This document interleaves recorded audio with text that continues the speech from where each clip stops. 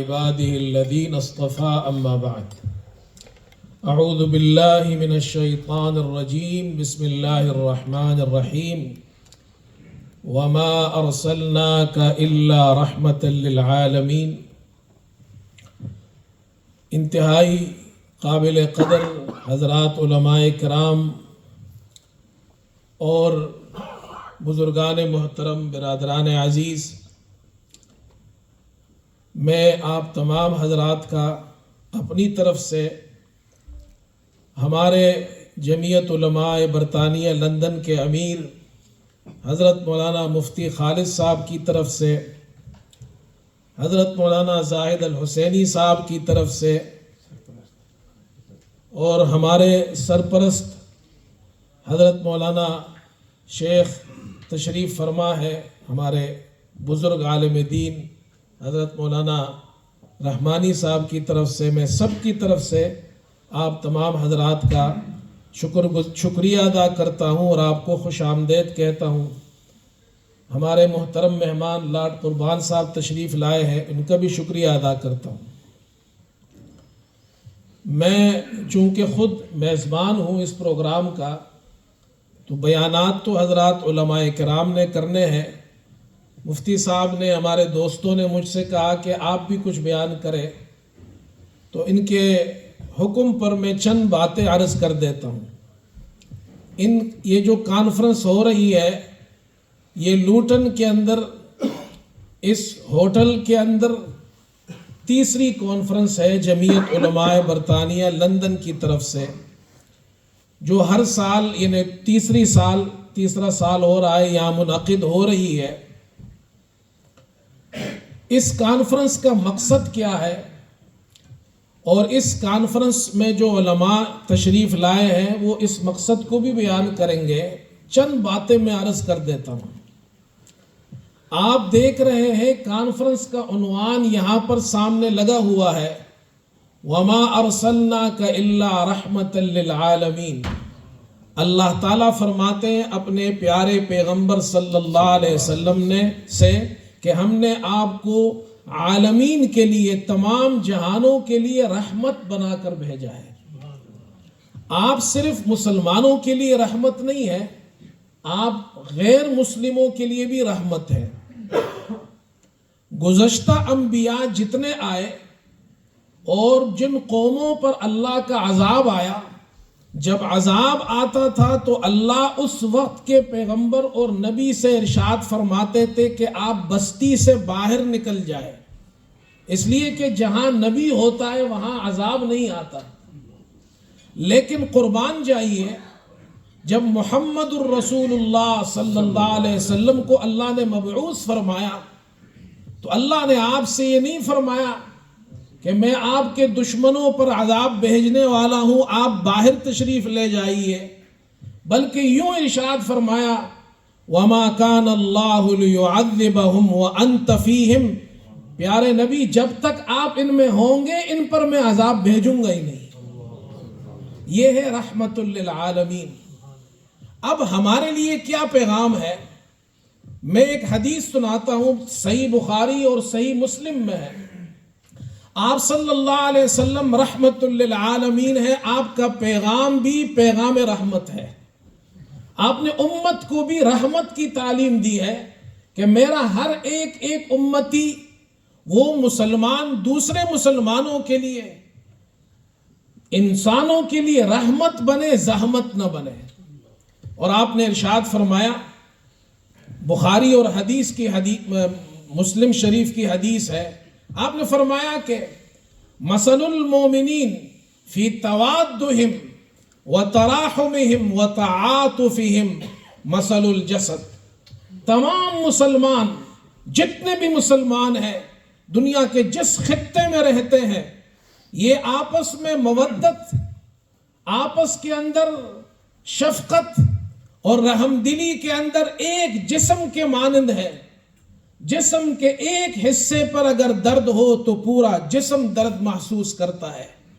اور پھر اسے آپ نے مثال دے کر سمجھایا کہ جسم میں تکلیف ہو تو نیند نہیں آتی، نیند اڑ جاتی ہے، بخار ہوتا ہے، جسم تپتا ہے۔ دنیا کے کسی ایک کونے میں مسلمان تڑپ رہا ہو تو مسلمان کے ایمان کا تقاضا یہ ہے کہ وہ اگر دنیا کے کسی اور کونے میں ہو تو وہاں پر وہ اس اپنے مسلمان بھائی کے تڑپ کو محسوس کرے. یہ میرے اور آپ کے پیارے نبی کا پیغام ہے. ہم یہ امت ہے. آج کیا ہم اور آپ دنیا کے کسی مسلمان مظلوم مسلمان کا تڑپ اور ان کے درد کو اپنا درد سمجھتے ہیں؟ مجھ سمیت ہر مسلمان کو اس پر سوچنا چاہیے. باتیں تو کہنے کے لیے بہت ہے. فلسطین میں کیا ہو رہا ہے ہم اور آپ ہر روز سنتے ہیں. ہمارے سامنے سب کچھ ہے. کشمیر کا مسئلہ ہے. دنیا کے مظلوم مسلمان، بلکہ میں تو کہتا ہوں مظلوم انسان کے بارے میں مسلمان کو سوچنا چاہیے. دنیا کے جس خطے میں بھی کسی بھی انسان پر ظلم ہو تو مسلمان کو اس کے خلاف آواز اٹھانی چاہیے کہ ظالم اس پہ ظلم نہ کرے، مظلوم کی حمایت کرنی چاہیے. یہاں بڑے بڑے پروٹیسٹ ہوئے فلسطینیوں کے لیے، لیکن وہ سب غیر مسلم تھے بڑی تعداد میں جو باہر نکلے. غیر مسلم حکمرانوں نے آواز اٹھائی. ہمارے حکمران آج ان سے آواز نہیں نکلتی. 50 سے زائد مسلمان ممالک ہے دنیا کے اندر. آج مسلمان 1.5 ارب سے لے کر 1.25 ارب تک پوری دنیا میں مسلمان رہتے ہیں. لیکن ہماری حالت کہ مسلمانوں کے پاس آج حکومت بھی ہے. دیکھا جائے ایسے مسلم ممالک ہیں جن کے پاس پیسہ بھی ہے، طاقت بھی ہے، 50 سے زائد مسلمان ہیں. لیکن علامہ اقبال نے کہا تھا، اور وہ اشعار میں چند سنا دیتا ہوں، دوستوں کی خواہش بھی ہے، وقت نہیں ہے اس لیے میں 1-2 شعر ہی سنا دیتا ہوں. علامہ اقبال نے کہا تھا، فرمایا کہ سبب کچھ اور ہے تو جس کو خود سمجھتا ہے، سبب کچھ اور ہے تو جس کو خود سمجھتا ہے، زوال بندہ مومن کا بے زری سے نہیں. آج مسلمان اس لیے زوال پذیر نہیں کہ اس کے پاس افرادی قوت نہیں، اس کے پاس معاشی قوت نہیں، اور اس کے پاس حکومتیں کم ہیں. علامہ نے تو 100 سال پہلے کہا تھا کہ ہمارے زوال کی وجہ یہ نہیں، سبب کچھ اور ہے تو جس کو خود سمجھتا ہے، زوال بندہ مومن کا بے زری سے نہیں. اگر جہاں میں میرا جوہر آشکارا ہوا، قلندری سے ہوا ہے تونگری سے نہیں.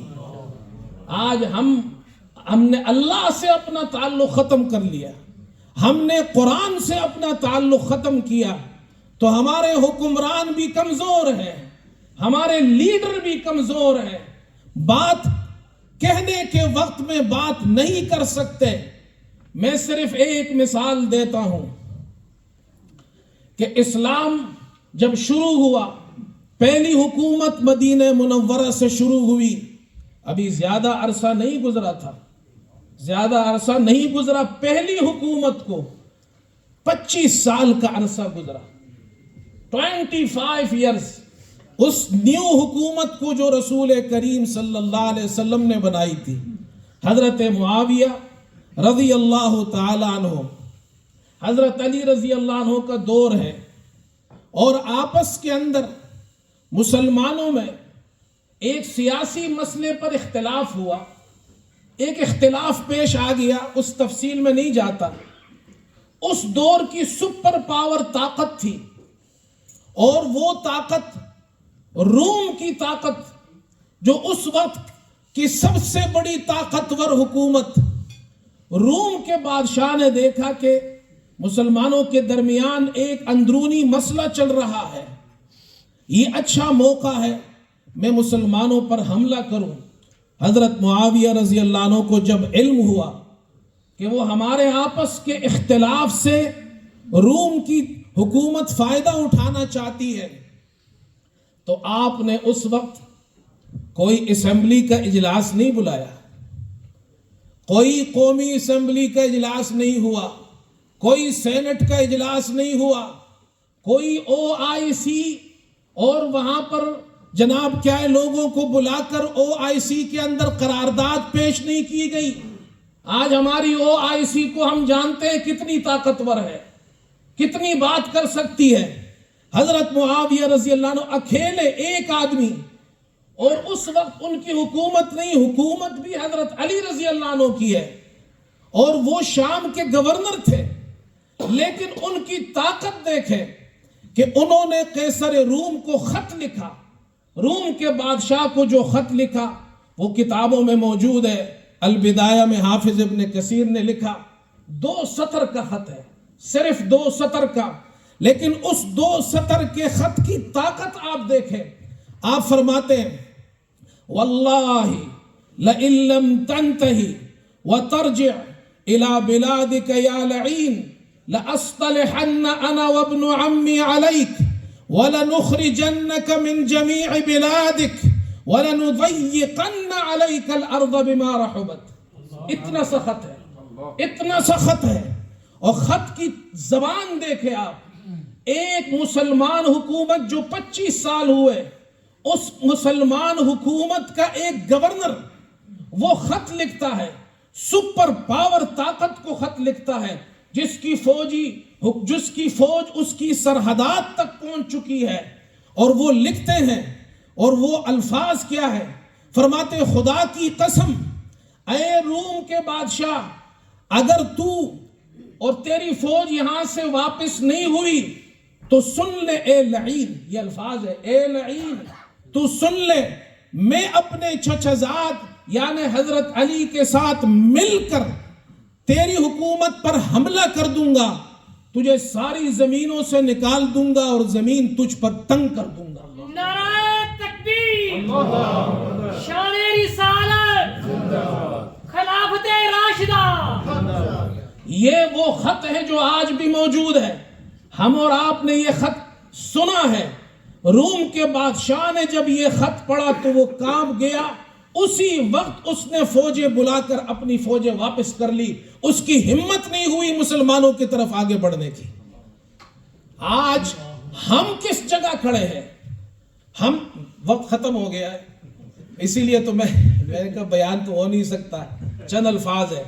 ایک بات آخر میں عرض کر دوں, جذبات ہے مسلمانوں کے, ہمارے مہمان حضرات تشریف لائے, وہ عرض آپ کے سامنے بیانات کریں گے. میں نے اپنی جذبات کا اظہار کیا ہے. اس کانفرنس کا ایک پیغام میں دینا چاہتا ہوں, وہ یہ ہے, مسلمان جب تک قرآن پر واپس نہیں آئیں گے کامیاب نہیں ہو سکتے. ایک ہی بات ہے, صرف ایک بات ہے. ہمارے ایسے بھی حکمران ہیں جنہیں قرآن دیکھ کر پڑھنا نہیں آتا, ایسے مسلمان ہیں جنہیں سورہ اخلاص نہیں آتی. میرے دوستو, یہ ہمارا درد دل ہے. ہم اس ملک میں رہتے ہیں. میں آپ سے صرف 2 آپ کو پیغام دینا چاہتا ہوں. جو حضرات جتنے بھی آئے ہیں, قطرہ قطرہ سمندر اور دریا بنتا ہے. 2 کام کیجئے, آج سے عہد کیجئے, جب ہم گھر جائیں ترجمے والا قرآن خریدے, اپنے گھر میں رکھے, رات کو سونے سے پہلے اللہ کے کلام کا 1 صفحہ ترجمے کے ساتھ پڑھ کر سوئے. کریں گے بھائی انشاءاللہ. دوسرا کام, اس ملک میں رہتے ہیں, اپنے بچوں کو حافظ بنائیں, عالم بنائیں, ڈاکٹر بنائیں, انجینئر بنائیں. میں آکسفورڈ میں رہتا ہوں, ہماری مسجد میں 10 استاد ہیں, وہ ہماری بچے ہم سے پڑھے, عالم بنے, یونیورسٹیوں سے ڈگریاں بھی لی انہوں نے. دونوں ڈگریوں اپنے بچوں کو دو, ان کی دنیا بھی اچھی ہوگی, آخرت بھی اچھی ہوگی. وآخر دعوانا الحمدللہ. جزاک اللہ.